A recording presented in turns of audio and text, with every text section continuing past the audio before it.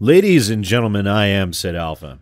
As microtransactions and gambling-style loot box mechanics continue to make more and more insidious inroads into the gaming industry, it seems that yet one more reason to be pessimistic over our favorite pastime than ever. As there is so much negativity and cynical greed within the industry whenever there's actually some good news to discuss, I start to feel a bit like a kid on Christmas morning.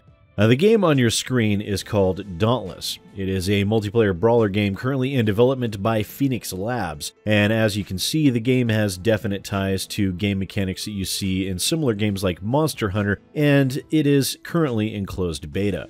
And the reason for the somewhat upbeat preamble is that earlier today, Phoenix Labs released a very large update for the game, and contained within that update is something that I honestly never expected to see within a video game, let alone a game that is a free-to-play business model. They have removed its current loot box-based microtransaction business model in favor of a more player-forward methodology.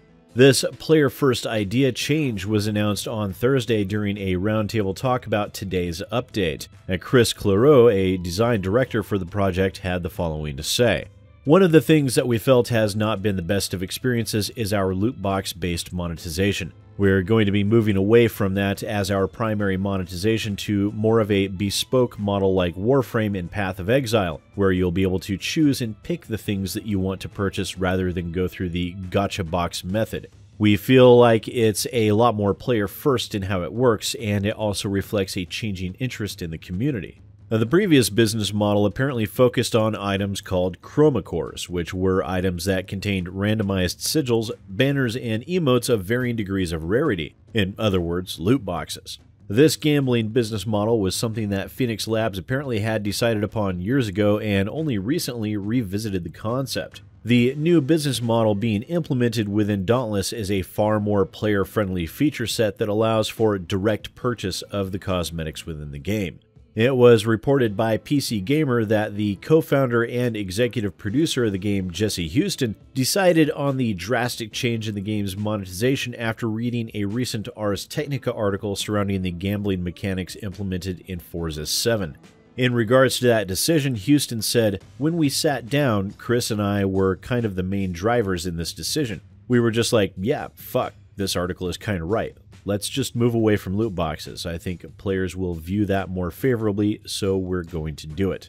I want to build a game where folks get behind the choices that we make and they believe what we do, and we do it for the right reasons. Everything I do, I want to do it with a player in mind, and I want the player to feel like we're doing it for them to deliver a quality experience, and that they will then reward us with their money. I do not want to build a company that is known for being able to extract capital or some other bullshit out of our players."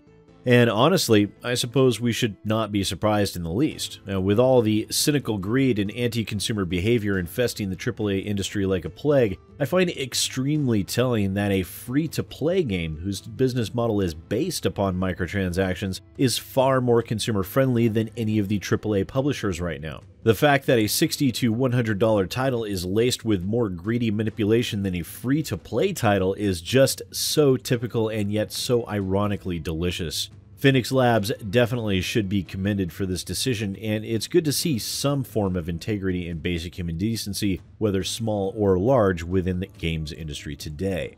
Finally, it is yet one more example of how bloated and disgusting the AAA industry has become. And I do apologize for the brevity of tonight's video, ladies and gentlemen, but to go into greater detail would be to dive into the practices of microtransactions and loot boxes and all they entail, which is a very much larger conversation that I have not had the opportunity to tackle in depth. Although this is very much a part of that conversation and shines just a little more light on the disgusting nature of loot boxes in video games.